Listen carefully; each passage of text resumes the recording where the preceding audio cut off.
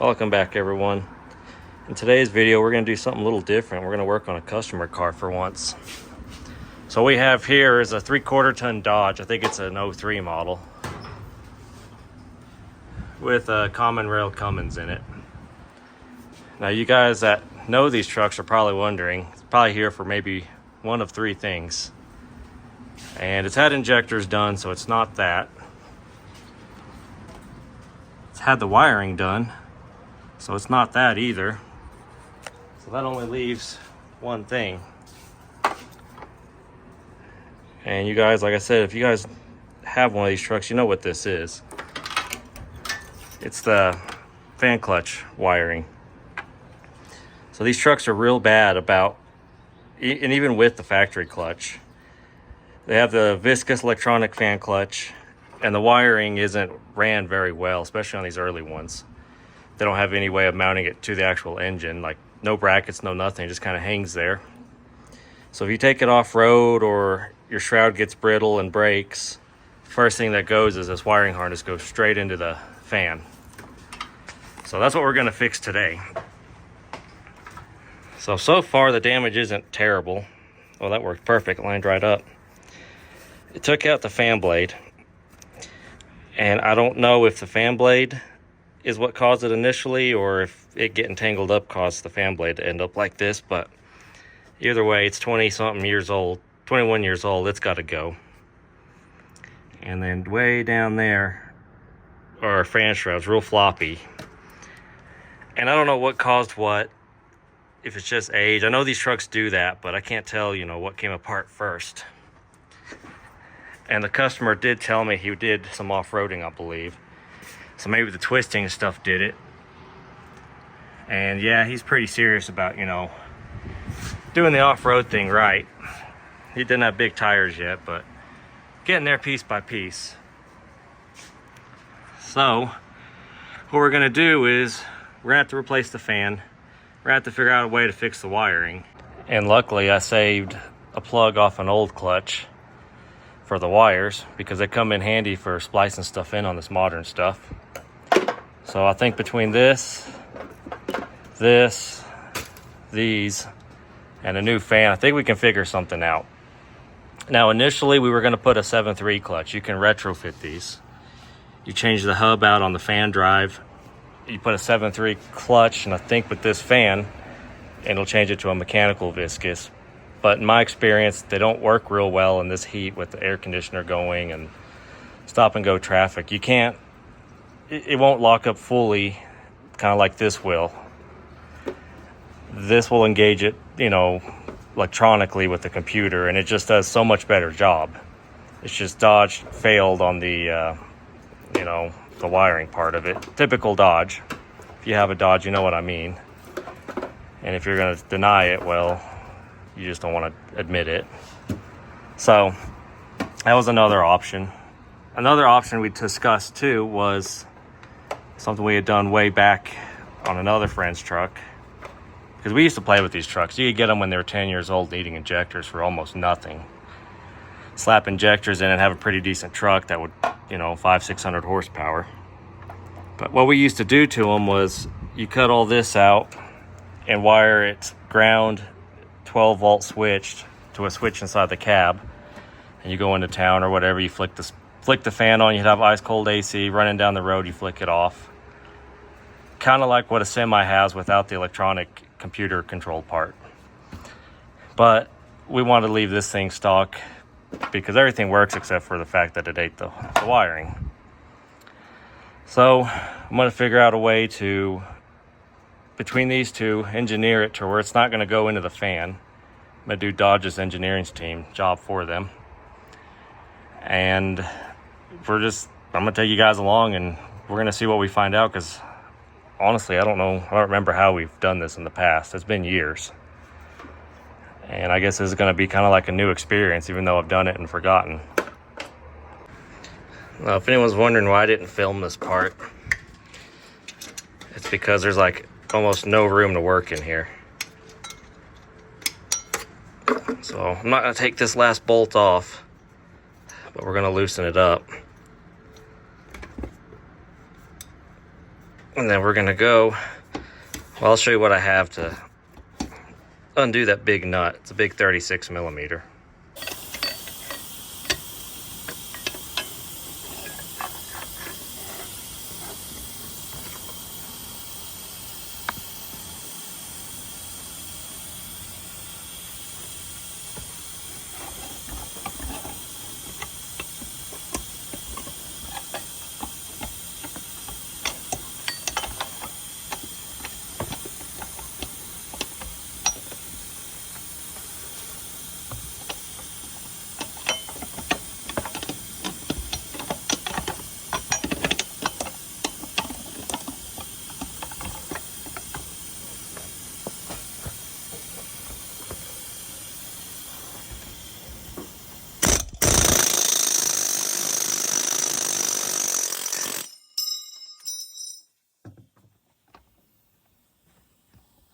There we go. Got it off. Now let's see if we can wiggle this thing out of here without taking the shroud off.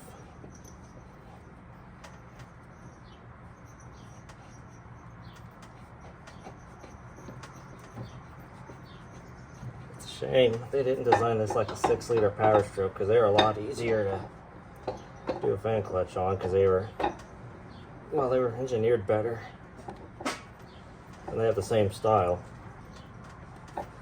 But this isn't terrible.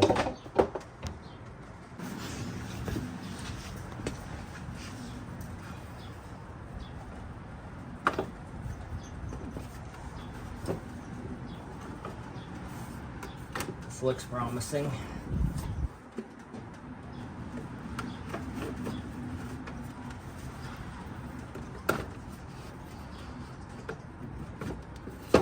Looks can be deceiving too.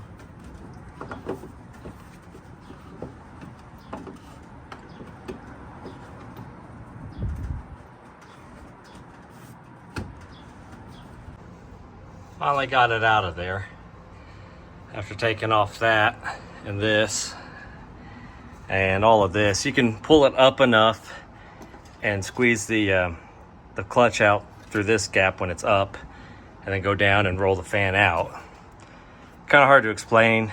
I kind of got into the rhythm and didn't film it, but we'll film it when we go back in, because it got to go in the way it came out. Made a little bit of a mess, but that's part of the job. So quick lesson on how this works, because I need to get moving. So, like I said earlier, and you guys can kind of already see where this is going. So this part right here, the shroud kind of clamps it here at the bottom, and that's all that holds this thing together from going in the fan. So I'll try to turn it. As the fan and everything turns, and your clutch turns, this stays stationary. Well, since it's all floppy and stuff, what had happened is the fan blade had caught it and was just kind of chiseling at it. And like I was saying earlier, I don't know if the wire got loose or if this finally gave way and was pulling itself with the force of the wind like this and just happened to saw into here. Judging by how it broke, I'm gonna say that the fan probably broke before the wire let loose. But nonetheless, we're gonna make this a lot sturdier than it was. Kind of like, it needs to be like a 6-liter Power Stroke or the Bluebird buses, where you have your shroud around it and you have a diagonal piece that comes across, and this bolts that diagonal piece of like angle iron or sheet steel or strip metal and goes straight to the fan, and there's no danger of it going in there.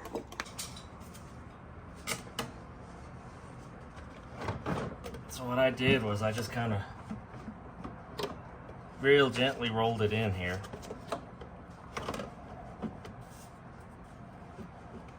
Now, whether or not that's going to work again, I don't know.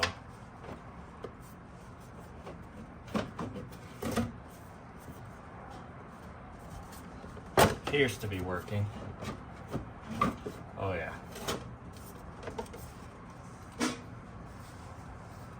Well, that's about how far I got last time.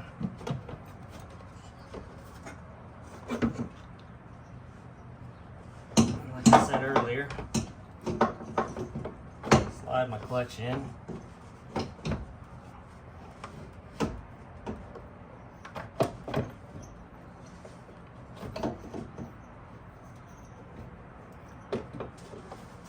then get the fan down the rest of the way. And just like that, we're done. We're in.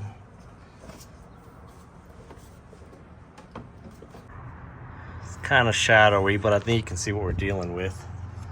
So the shroud broke here, and I don't know if it has anything to do with the fan. I don't know anything about that, what caused what. I just know it's broken, so we need to figure that out. I was talking to my friend because he has one of these, and he said that he left his lower shroud off and attached this here, you know, the fan clutch wiring, and then he zip tied it through the radiator to keep it all out of the way. And if you look, if we do it that way, that will work. It's a permanent solution.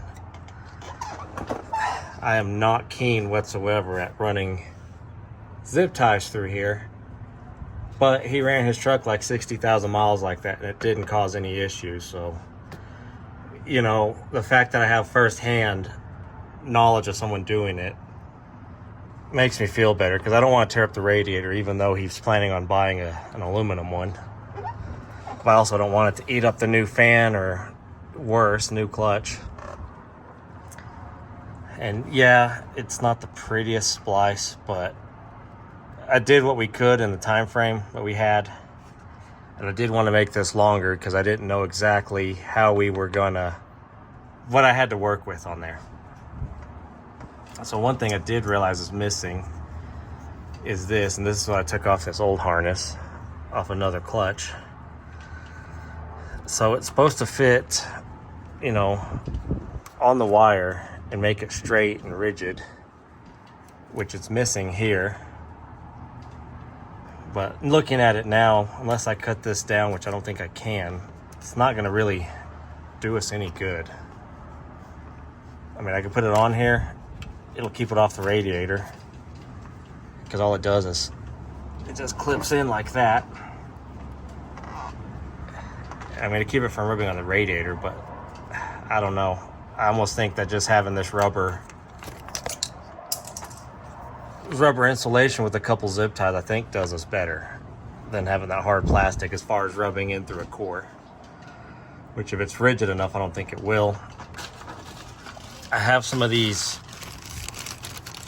oil cooler mounting kit, and I was thinking, you know, attach this and put them through on either side, but I'm not trusting that either, because as you can see, it's got these right here, and I worry about it when it's tight, it'll twist and this will walk out of it. So much as it pains me to say it, I guess we're going to be using zip ties. And the only reason I'm going that route is because I know a guy that's personally done it, and I've seen his truck and it's worked. Even though I don't want to do it, we discussed it, I really think that's our only way. And then we'll leave this bottom shroud off. We'll see how the AC and stuff works. Try to kind of patch it up so it's not flopping, but the way it's broken, and when you have the other piece up here, it has a tendency to move and go in places it doesn't belong. Like I said, if someone was just telling me this and I hadn't seen it with my own eyes, I'd be like, yeah, hell no, we're not doing it that way. But the fact I know this method works, because I know someone that's done 1, 2, maybe more, it's the only reason we're going with it. So I'm gonna get this secured, then I'm gonna try to figure out how to secure this, and then we'll put some of that stuff up on top back together, and we'll turn the fan on with the scan tool and see how it cools. See if it does just as good with this missing. So remember, I said it's not ideal, not a perfect fix, but to get it up on the road, this is gonna have to work. So they're not in like super tight, but yet you're not gonna move this either. And the other truck I was talking about, he hadn't ripped out the fins, he hadn't busted a tube, nothing like that. It's pretty rigid. This is rigid. It's not gonna go anywhere. So I know there's going to be some haters. Oh, well, what kind of person does work like that? Well, it's not the best, but it works. And this is an early, this is an 03. So it doesn't have the braces that go from the engine to the shroud or anything like that. This thing just kind of hangs there. And like I said, I don't know, but usually what happens is this will get loose, like so. This will come out, this flops around and it gets in the fan and the fan eats it. So like this, since there's really no other way to hang this, this is our best option. So like I said, I know there'll be haters. Me personally, it's not, I think it looks tacky, but I know from experience it'll hold. So, and it's not going to tear up the radiator. So this is what we're going to go with. And I'm glad I extended it because it gave us plenty of room to work with, just in case. So he shouldn't have any more problems out of this.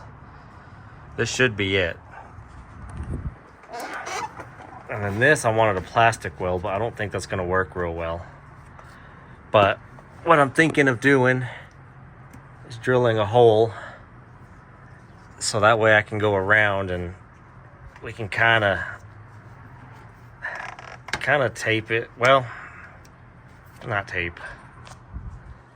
Kind of hold it together. But when you need to get it apart, it's a matter of just clipping a couple zip ties and we can get the shroud back out of here without any issue when the need comes.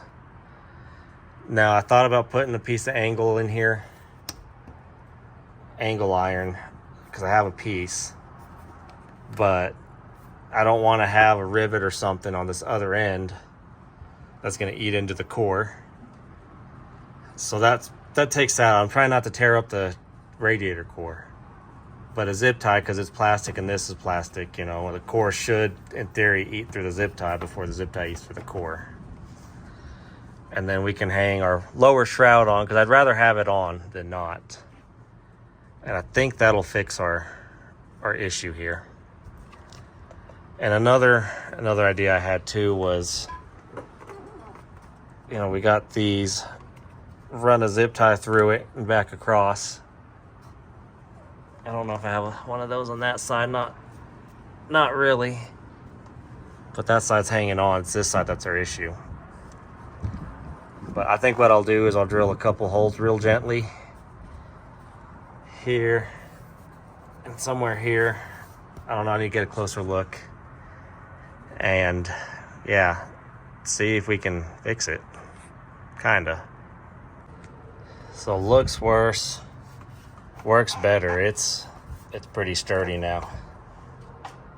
So now we can, if I can get it up here, put on our lower shroud.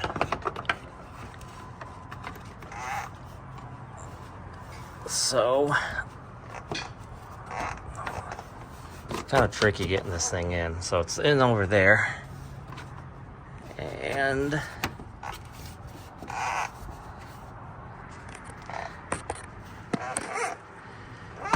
trying to get my left hand some more use, the right hand, after being injured.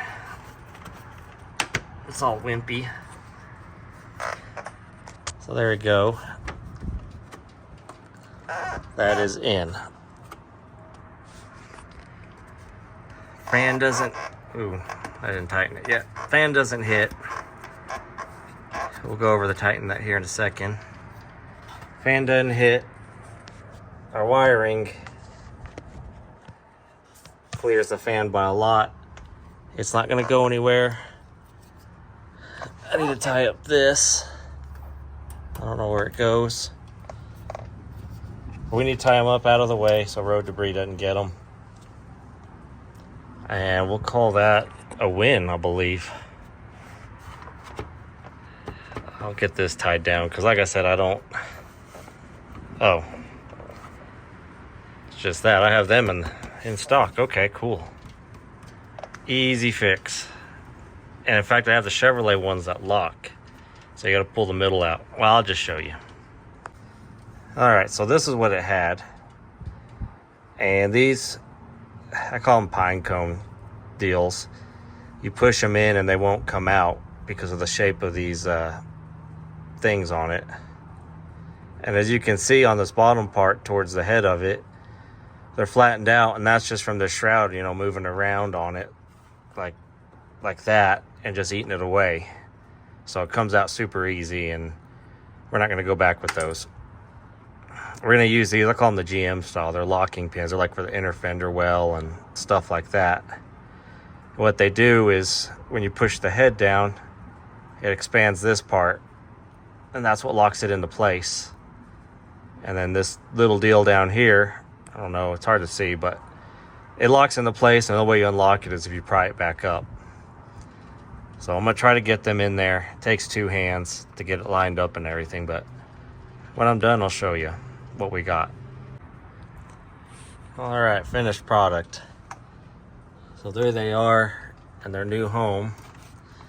It's not going anywhere. This one has a little bit of play, but what are you going to do? It's not hitting the radiator. Nothing's hitting the radiator now.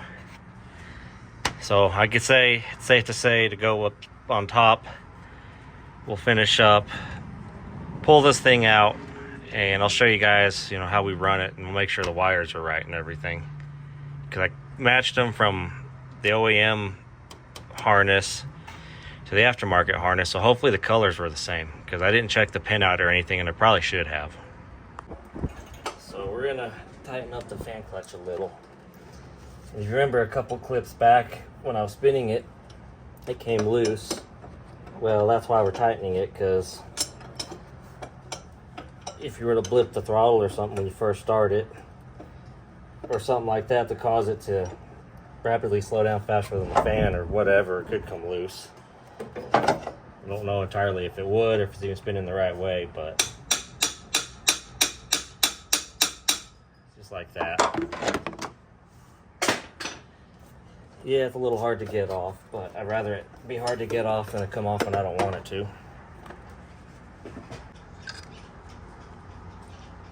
So hopefully that brightness isn't bothering you. If it is, you can skip forward. But I'm just gonna put this all together before I start it.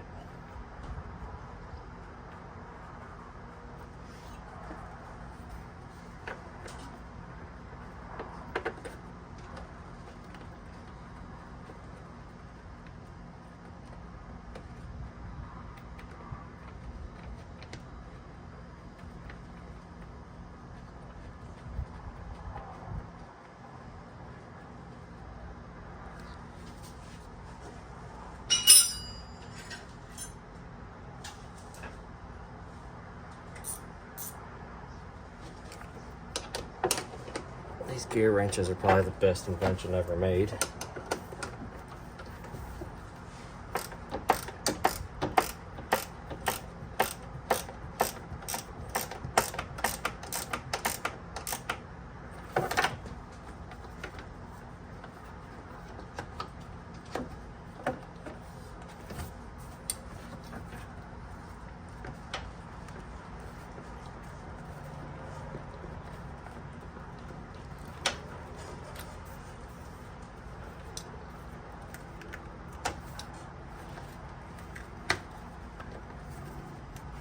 That didn't work out right.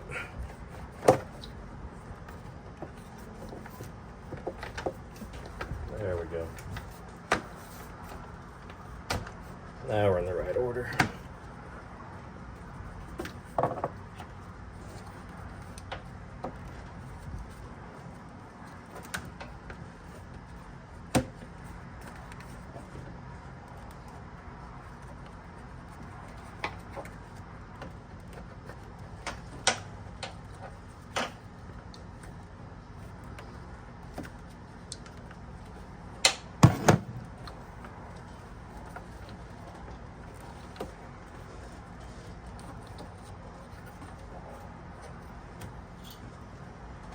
Finally, this.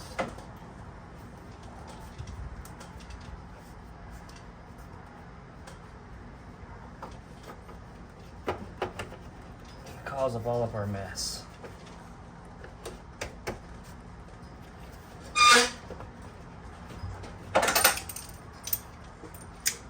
You know what? I have the pliers for those. You guys don't have a pair of these, you're missing out. They're like $30 from Eastwood. But they're worth every penny.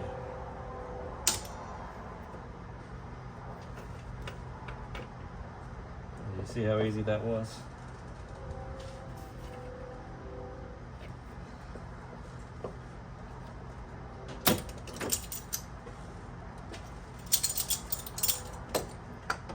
Just like that.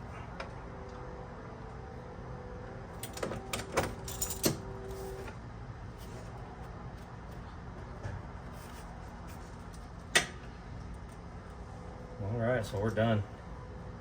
We'll go start it up, get the scan tool, and see if we got a clutch. All right, so if anyone's wondering, yes, I did tighten the fan clutch bolts. So I got the scan tool hooked up, says we have 3 faults.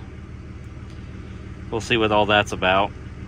I know he has a code for the fuel pump driver or something like that, because he's got an aftermarket fast and it doesn't like it for some reason, but still works. Yeah, see, low voltage detected at fuel pump, active speeds, fan clutch, whatever. So, on the race codes, they said they're active, plugged in. Only thing I can think of is maybe he shorted out the clutch itself.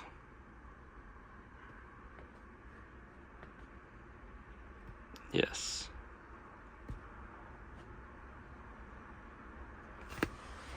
So we'll start it back up.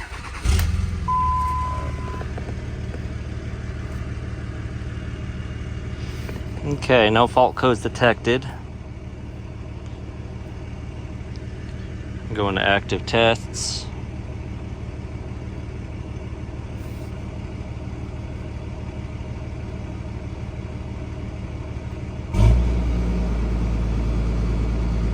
Won't let me do that. It's got a little bit of a mist to it. I was hoping it'd let me have 1100 RPM with the fan going, but I guess that's not going to happen.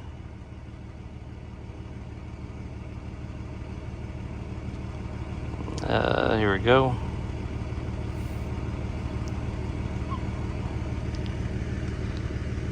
Kind of letting you guys see it too. And I do have the AC off because I want to actually make it do it.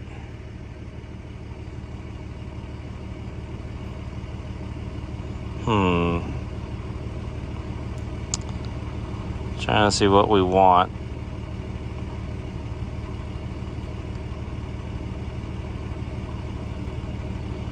Want fan speed, desired fan speed. Want it okay.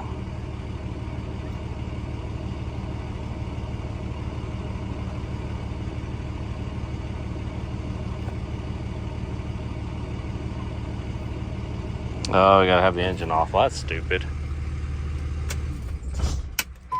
Well, I guess we'll see if our wiring's done right.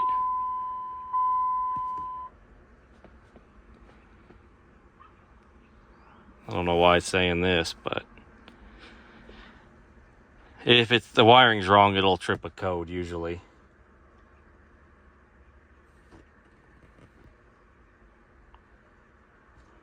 Let's get out of here.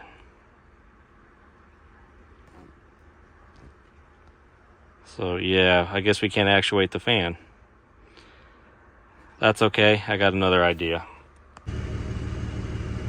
My other idea is we'll do 1200 RPM. See if we can find the fan speed and what it's calling for to desired someday. This thing's really slow with the older vehicles.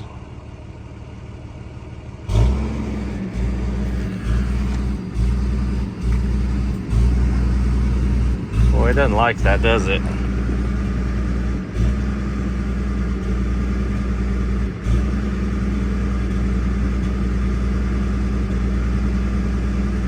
So they're like 1,300.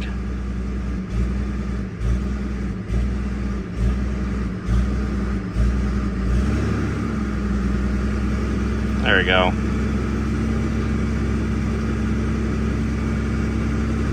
We'll hear the fan kick on.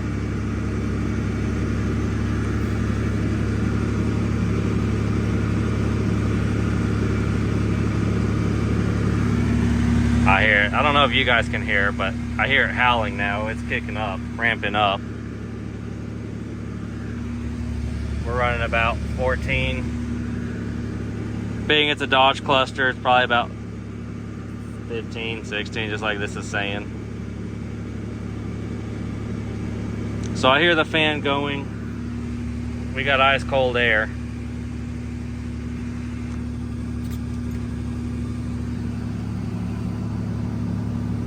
This thing has a 4-inch exhaust with a straight through muffler, so it's kind of loud. Luckily they don't care and they're not home. I don't know about the rest of the neighborhood. Don't know anyone here.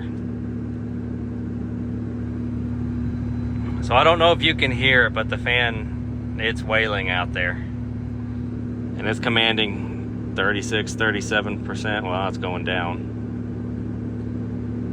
Goes up and down with the AC because AC is running. We got it on max.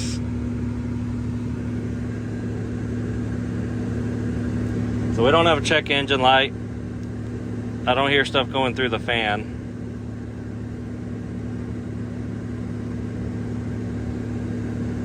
So what I think I'm gonna do is we're gonna go take this thing for a drive, get it up to temp while it's still warm out.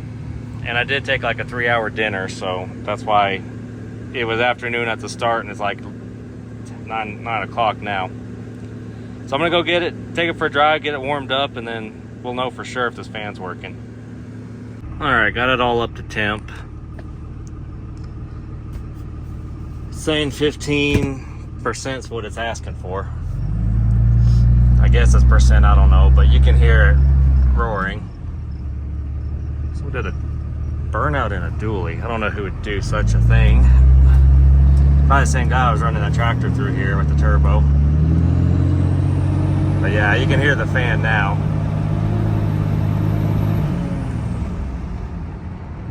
Looks like someone's going down the road and throwing their Mustang in reverse there too. I don't know who would do such a thing. So yeah, I would say we're fixed.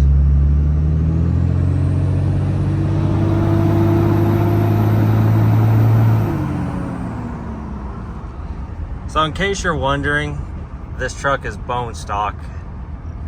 I know the guy that, well, I know him real well. He's a customer of mine. I know the whole family. It's bone stock. This is his dream truck. He's about 23, 24. And he's really smart because he's doing the supporting mods before he goes and actually like put some fuel and tuning to this truck, especially being an automatic. So that's why it has a fast pump and the intake and the suspension and stuff, because the power and outers and stuff are the last thing on his mind. Real smart kid. I call him a kid. He's probably not a kid, but he's a kid to me. So I want to say this is, mission accomplished. Someone's gonna think I'm robbing these. These always get robbed. Being right next to the highway probably has nothing to do with it. So yeah, you can hear it really. It's speed dependent too. Like, I've never actually watched how this works. The faster, more RPM we give it, the less percentage it demands. So like we're at 48, 49 of whatever it's calling.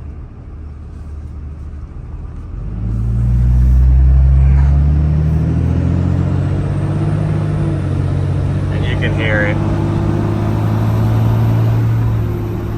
As we get up to speed, it cuts it off.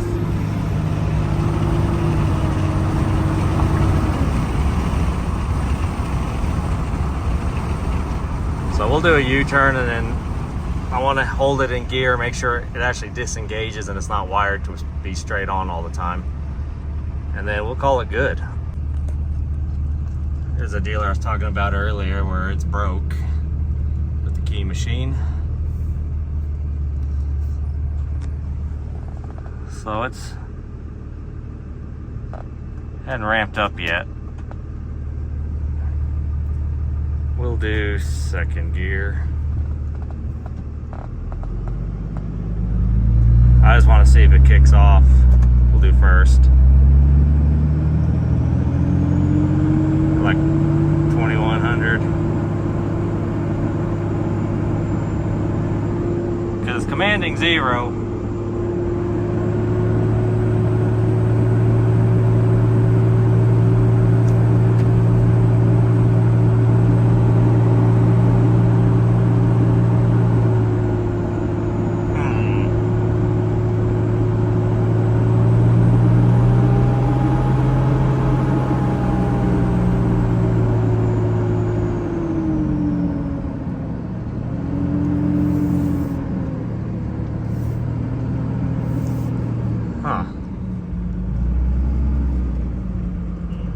It's not turning off. Oh, there it goes.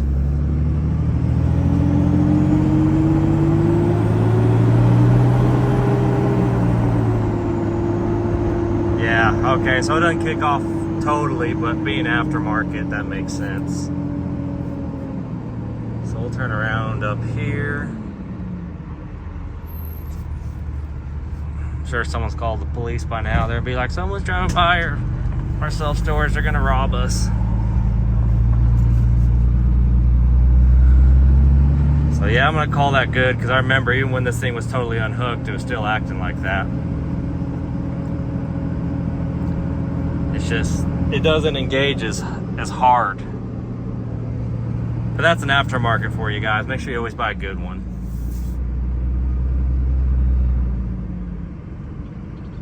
And so just while I'm here, if you guys saw the video with the tractor, that up there is what I launched it up off of. So I came through that, and my foot got wedged full throttle after I did the turn, and when I came out, it was full throttle. It wasn't until I was airborne that I could let off, and I was like, ah, screw it, we'll stay in it. But anyway, I'm gonna call this video good. You guys are still here. I appreciate you guys watching it. I think, like I said in the last video, the next video will be a small engine or a mower or something we get going, and then we'll probably finished up the other truck, because it's been running. It did 5,000 miles this month, in a month. Pretty well, that derelict truck that I got, been doing pretty well so far. So made it a month, 5,500 miles I believe, and it did good. But we'll go over it because it didn't get there without any work being done. So anyway, guys, I appreciate you guys watching and commenting and everything. I think it's pretty cool. And we'll catch you in the next video, guys. Thanks for watching. So I'm gonna go with that's fixed. I don't see the shroud wobbling any. I don't know if you can see it. The harness looks good in there. Nothing coming apart up there. I like to live dangerously. One of those blades that come hit me in the neck. So yeah, I'd say we're good.